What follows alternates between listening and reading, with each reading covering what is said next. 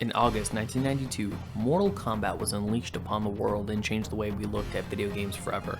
With its use of digitized actors, compelling characters, and the epic fatality system that helped propel it into the spotlight, Mortal Kombat was an instant sensation.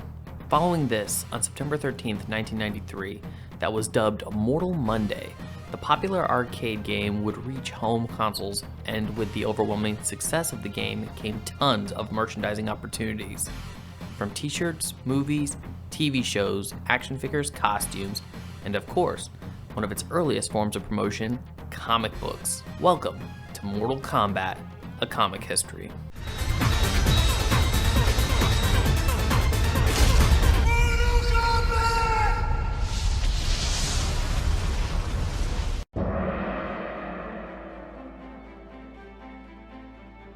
Like the others in this first segment, the first Mortal Kombat comic was a promotional book that could only be gotten via mail-in. The information on how to get it was actually on the arcade cabinet displaying on the screen when in attract mode. This same method of advertisement would also be used for Mortal Kombat 2. The comic would later be sold normally in comic book shops, but was next to impossible to get outside of the United States.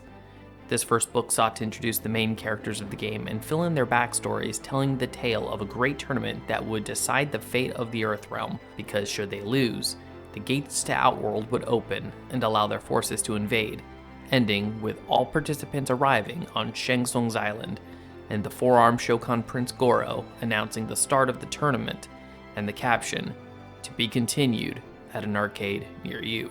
June 25th, 1993 saw the release of Mortal Kombat 2 in arcades, and once again the information on how to obtain the promotional comic was displayed on the game cabinet.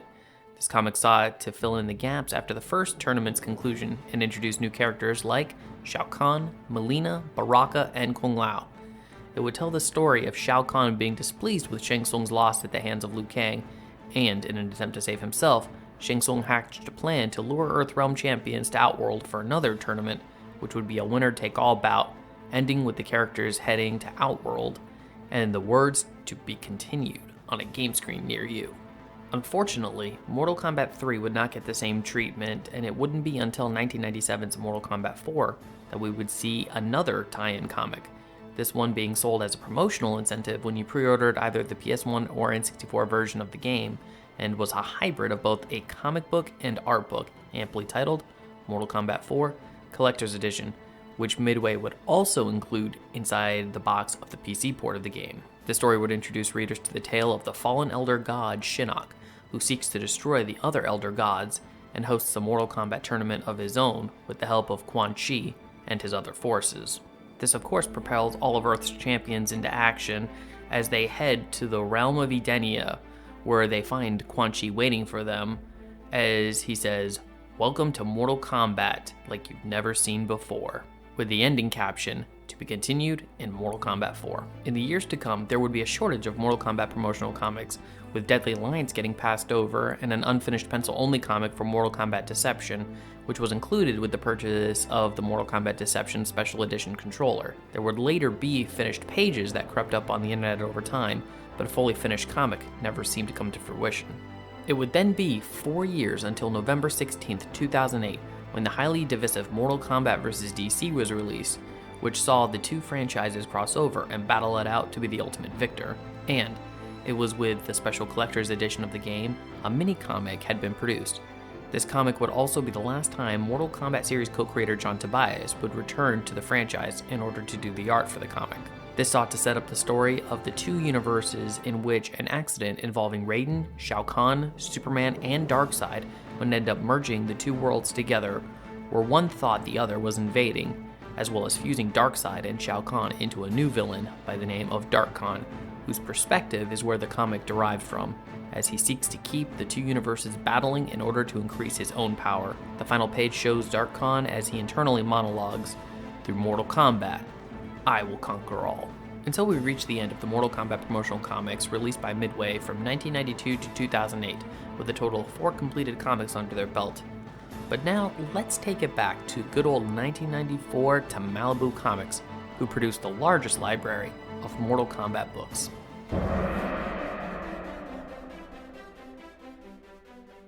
To begin, In 1994, Malibu Comics started their run with Mortal Kombat Blood and Thunder. This book not only expanded on events of the earlier games in detail, but also took a sort of what-if scenario as well with non-canonical events. This comic's story mainly revolved around a special book called the Tao Te Zan, which when opened can unleash great power. It was explained there used to be many books like this, but they were all destroyed by the Elder Gods, and their powers merged into this single book. The story would collect a total of 6 issues before the next series would commence. It's also worth noting that although most of the entire series of Mortal Kombat comics would be written and drawn by the same team, they chose not to tell one ongoing linear story, but rather a series of loosely connected stories. Thus began Mortal Kombat Battle Wave. This is a story that is a little stranger as it sees Shao Kahn's pursuit to marry Special Forces agent Sonya Blade. This series would also collect 6 issues, giving rise to Mortal Kombat Goro, Prince of Pain, a tale that places the Shao Kahn Prince at the center of the narrative as he's dragged into a battle between the two gods of chaos and order, concepts later realized in Mortal Kombat Deception. This is also the official continuation of the Blood and Thunder storyline and would be told over the course of 3 issues, breaking the 6-issue streak of the previous 2 series. Following down the list is Mortal Kombat Raiden and Kano, another 3-issue story arc about the leader of the Black Dragon Clan and Raiden's attempt to help redeem him. But of course, there's no redemption for those like Kano. Interestingly enough, there would be 2 characters introduced, one of which was named Rain, which a different character of the same name would later join the Mortal Kombat roster in 1995's Ultimate Mortal Kombat 3. The next 2 series to release would be just 2 issues each, with the first being Mortal Kombat Tournament Edition 1 and 2, and Mortal Kombat US Special Forces. Tournament Edition returns to the story of the Tao Te Zan and actually expands more on the fate of it and Goro. Mortal Kombat Tournament Edition 2 would not be a direct follow-up and instead would tell the story of the MK characters racing to the top of a mountain in order to try and get a magical medallion for the fate of all reality. Mortal Kombat US Special Forces would then be released and, despite the title of the comic, would be completely unrelated to the game of a similar name, and would give us a story about Sonya and Jax and their battle against the Black Dragon Clan. Malibu's reign on the Mortal Kombat book would be quickly coming to a close with the release of 3 one-shot comics about Baraka, Kitana, and Mileena, and the final story about the man with the razor hat, Kung Lao. Mortal Kombat Baraka would be sort of a lone wolf and cub type of story, in which the Tarkatan warrior comes into possession of a mutant infant, spending the book protecting the child until she is taken away by Noob Saibot, leaving Baraka alone.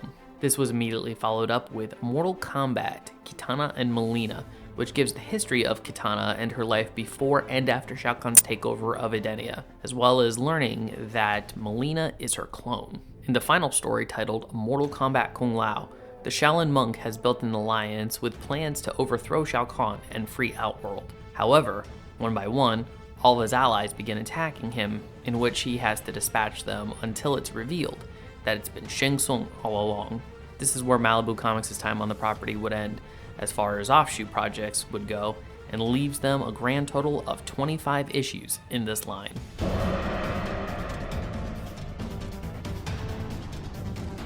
It would then be some time before Mortal Kombat would see the comic format once again, and then it was that in January 2015, Mortal Kombat would return in Mortal Kombat X, the prequel and tie-in to the upcoming game of the same name. Mortal Kombat X was also the first comic to come out since the rebooted timeline that came out of 2011's Mortal Kombat, or as some have come to call it, MK9, as it was the 9th installment in the franchise. As MK9 was a retelling and rebooting of the stories of Mortal Kombat 1 through 3, MKX sought to retell the story of the fallen elder god Shinnok from Mortal Kombat 4, but also tied up tons of other Mortal Kombat lore from events after the 4th game, like the Kamidogu from Mortal Kombat Deception, and sought to create one of the most narratively driven stories this franchise has seen in a comic. As well, this is a series that also introduced fans to the upcoming list of the next generation of fighters, including Takeda, son of Kenshi, Cassie Cage, daughter of Johnny and Sonya, Jackie Briggs, daughter of Jax, the new ruler of Outworld, Kotal Kahn, and many more. This comic had its debut on January 6th as a digital first title, where one story would be released weekly until the first full issue would see print on January 14th. This trend would continue until the series collected a total of 36 chapters, 12 issues, and 4 trade paperbacks, with the first volume, Blood Ties, releasing one day after the Mortal Kombat X video game. And this is where I give my thanks to you for watching, and I hope you enjoyed this video.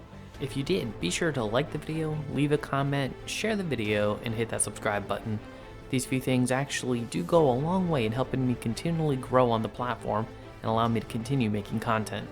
Also want to thank EpicTrailerMusicUK and Orchestral Cinématique for allowing me to use their epic scores for this video, and who also allowed me to use their music on my Power Rangers and comic book history video as well, which if you haven't seen, I recommend you do. And that officially brings this video to a close.